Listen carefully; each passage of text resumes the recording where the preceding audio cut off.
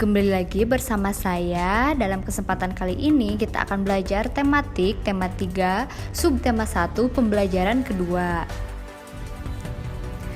Apalagi manfaat tumbuhan di sekitar kita? Apa hak dan kewajiban kita? Sebelumnya kamu sudah belajar tentang tanaman padi, betapa banyak manfaat padi. Sebagian besar orang Indonesia menjadikan nasi sebagai makanan utama. Begitu juga Beni. Beni makan nasi sebagai makanan pokoknya.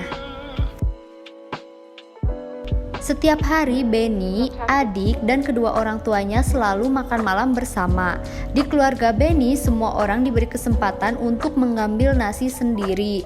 Ibu Beni selalu berpesan ambil secukupnya. Adik Beni sering tidak menghabiskan nasinya. Alasannya karena ia sudah kenyang. Seringkali ibu mengingatkannya, namun adik Beni belum juga mau menghabiskannya.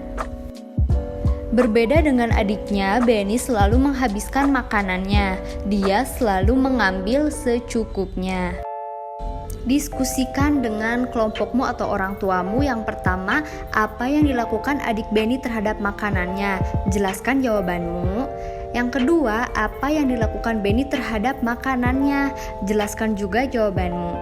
Kemudian yang ketiga, manakah yang menurutmu telah bersikap bijak terhadap makanan, Beni atau adiknya? Jelaskan juga jawabannya.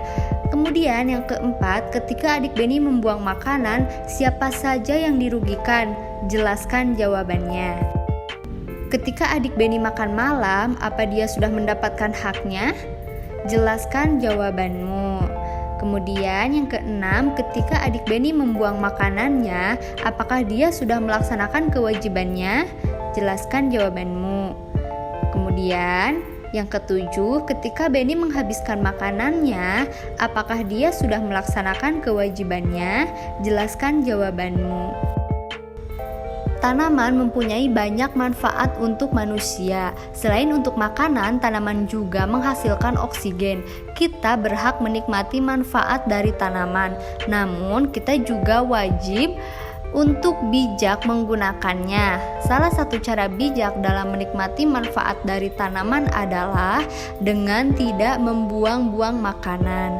Bayangkan kalau semua orang seperti adik Beni, berapa banyak nasi yang terbuang sia-sia setiap hari, berapa banyak sumber daya alam dan energi yang terbuang setiap hari.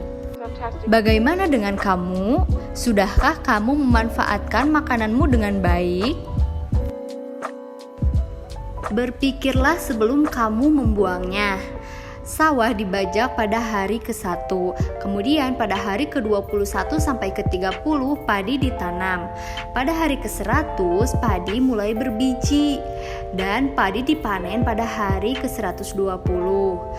Padi diambil dari sawah di hari ke-122. Padi dijemur dan digiling di hari ke-130.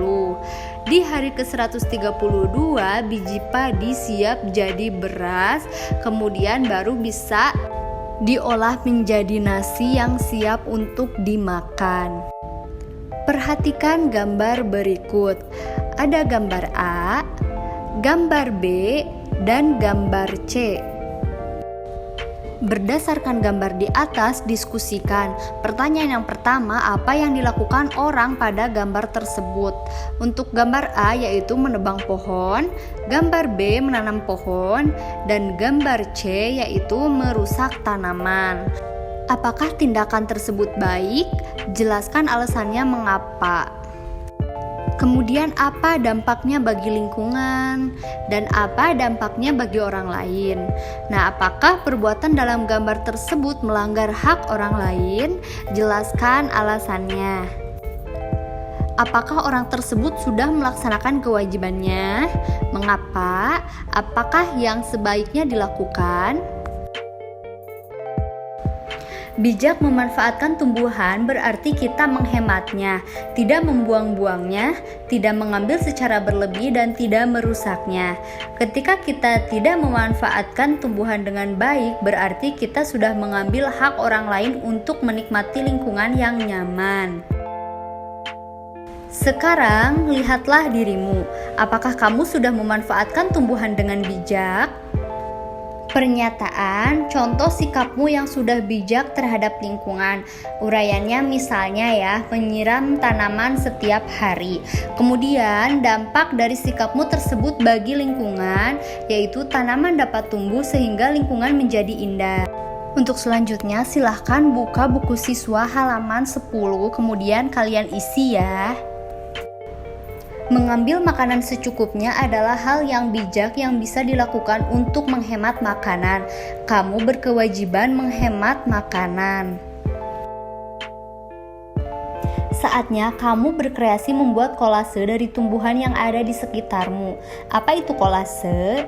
Jadi kolase merupakan karya seni tempel pada permukaan gambar. Sekarang diskusikan dengan temanmu atau kelompokmu bagaimana teknik membuat kolase. Nah, buatlah kolase dari tumbuhan yang ada di sekitarmu. Bahan-bahannya yaitu daun-daun, batang tumbuhan, dan lem. Kemudian alatnya gunting. Untuk langkah-langkahnya, yang pertama siapkan bahan, kemudian buatlah sketsa gambar yang kamu sukai atau kamu bisa minta sketsa gambar kupu-kupu kepada gurumu. Kemudian, aturlah daun-daun atau batang tumbuhan menutupi sketsa gambarmu. Yang selanjutnya, perhatikan ukuran, perpaduan warna, dan bentuknya. Kemudian, tempelkan daun atau batang tumbuhan kering pada kertas gambarmu dengan menggunakan lem. Tempel dengan rapi. Kemudian pajanglah karya seni dari tumbuhan kering buatanmu. Oke, sampai jumpa di video berikutnya ya. Selamat mengerjakan.